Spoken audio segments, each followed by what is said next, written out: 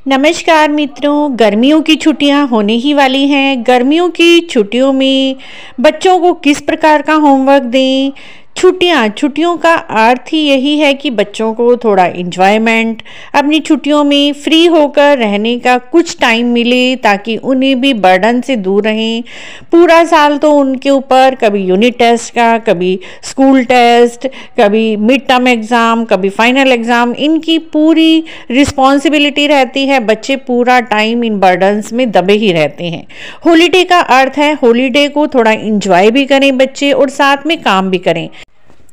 Homework इतना ना दें कि उन्हें बर्डन लगने लगे और वुड पैकर की तरह पेरेंट्स भी उनके पीछे पड़े रहें। पूरा टाइम होमवर्क कर ले, कहीं पे जाए होमवर्क नहीं किया तूने, तू इंजॉय कर रहा है, तू खेल रहा है, तू कूद रहा है, होमवर्क नहीं कर रहा है। इस तरह का होमवर्क ना दें जो कि बच्चों को भी बर्डन लगे और पेरेंट्स भी उन्हें टॉर्चर करते रहें बार बार होमवर्क करने के लिए। तो इस तरह का होमवर्क दें जो बच्चों को समझ आए, अच्छा लगे, जो इंजॉय करके करें। सबसे पहला होमवर्क का टिप यही है फ्रेंड्स, बच्चे हमेशा हॉलीडेज में कहीं ना कहीं घूमने जाते हैं, नानी के यहाँ, दादा के यहाँ, या फिर किसी घूमने की जगह पर चले जाते हैं। कई बार अब्रॉड जाते हैं यदि उनकी अच्छी स्थिति है। कहीं ना कहीं तो 5-7 दिन के लिए, हफ्ते के लिए वो घूमने के लिए जाते ही जाते हैं। तो उन्हें सबसे पहला होमवर्क आपको यही देना है, जहाँ पर भी आप जाएं वहाँ पर आपने क्या सीखा, क्या किया, क्या नई चीज़ें देखी, क्या नई एक्टिविटी की, और उसे आपको पॉइंट्स में लिखने के लिए देना है। उस पर बच्चे 20 लाइन लिख कर लाएं, 20 लाइन्स पॉइंट्स में लिख कर लाएं। ये ना हो वो एक स्टोरी फॉर्म में लिख दें जिसमें आपको भी पढ़ने में मजा ना आए। और बच्चे इतनी बड़ी बड़ी स्टोरियां, कहानियां बना देते हैं कि वो समझ से बाहर होती हैं। तो इसी तरह पॉइंट्स, जो उनका एक्सपीरियंस रहा, जो उन्होंने नया सीखा, उस तरह की 20 चीजें वो लिख कर लाएं, वो भी पॉइंट्स में। और जब देखिए आप इस तरह की बातें अपने क्लासरूम में डिस्कस करते हैं तो क्लासरूम का भी माहौल इतना अमेजिंग हो जाता है। बच्चे भी एक दूसरे के एक्सपीरियंस को, क्या क्या उन्होंने किया, क्या सीखा, बड़े ही रुचि के साथ, बड़े ही इंटरेस्ट के साथ सुनते हैं।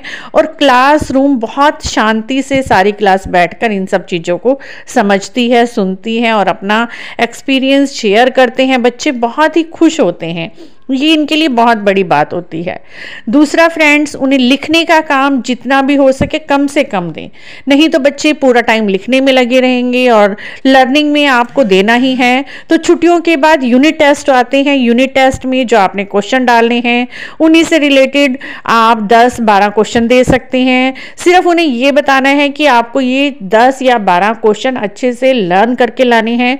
पूरा पूरा चैप्टर ना दें ताकि पेरेंट्स भी उन्हें ऑल टाइम ये ना कहें कि लर्न करो।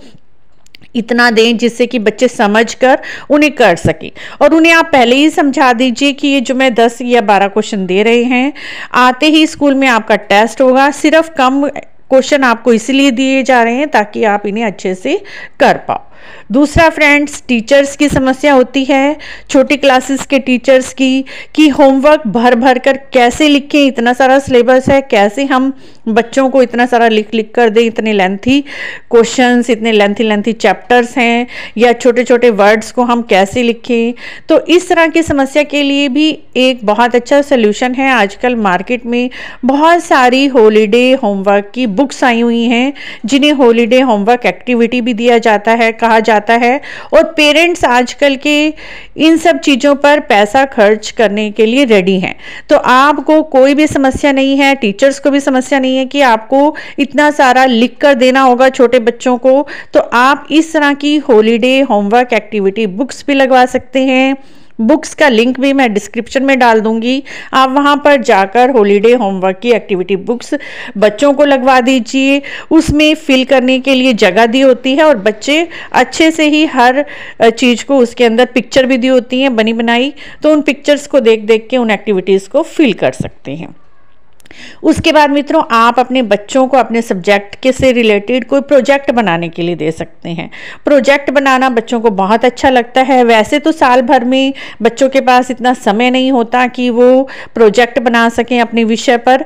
आप जिस भी विषय के अध्यापक हैं उस विषय पर बच्चों को प्रोजेक्ट बनाने के लिए दे दीजिए। पूरा साल तो ना तो टीचर्स के पास समय होता है, टीचर्स को भी पूरा टाइम सिलेबस कराना है, कभी यूनिट टेस्ट लेने हैं, कभी उन्हें मिड टर्म एग्जाम एग्ज़ाम की तैयारी करानी है, कभी फाइनल एग्ज़ाम की तैयारी करानी है। तो इस तरह से पूरा साल हम बिज़ी रहते हैं, बच्चे भी बिज़ी रहते हैं पढ़ाई में और टीचर्स भी पढ़ाने में अपने सब्जेक्ट में बिज़ी रहते हैं। तो कोई ऐसा प्रोजेक्ट जिससे बच्चों को अच्छी शिक्षा भी मिलेगी, नॉलेज भी मिलेगी, और उसमें आपने यही बोलना है कि आपको ज़्यादा पैसे भी खर्च नहीं करने।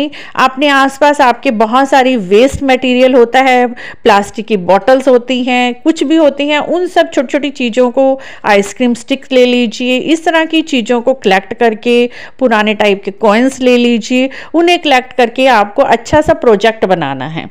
तो इस विषय पर बच्चे बनाएंगे, ज़्यादा उनके पैसे भी खर्च नहीं होंगे, उन्हें अच्छे से सभी चीज़ों का प्रयोग करना भी आएगा, कोई भी चीज़ वो वेस्ट नहीं करेंगे, छोटी से छोटी चीज़ों को भी वो संभाल कर रखेंगे और देखेंगे इन सब छोटी चीज़ों का हम कैसे यूज़ कर सकते हैं। तो इस तरह से वेस्ट चीज़ें जो हमारी डस्टबिन में डालने वाली होती हैं, उन्हीं से ही वो संभाल कर रखेंगे और उनसे कुछ ना कुछ प्रोजेक्ट बना के लाएंगे, बर्डन भी नहीं लेंगे और बहुत खुश होकर काम करेंगे। पेरेंट्स भी उन्हें टॉर्चर नहीं करेंगे पढ़ने के लिए बार बार, और वो डेली थोड़ा थोड़ा करेंगे। और उन्हें आपको बोलना है कि अपने टाइम को मैनेज करके चलें, पूरा साल आपको अपने टाइम टेबल बनाकर ही पढ़ना है। तो हॉलीडे हो के लिए भी आप टाइम अपना मैनेज करके चलें, किस टाइम आपको उठना है, किस टाइम खेलना है, किस टाइम आपको टीवी देखना और किस समय आपको पढ़ना है, जिससे कि पेरेंट्स को भी ये ना लगे कि पूरा टाइम हमारे बच्चे खेलते रहते हैं, टीवी देखते रहते हैं, मोबाइल फ़ोन चलाते रहते हैं।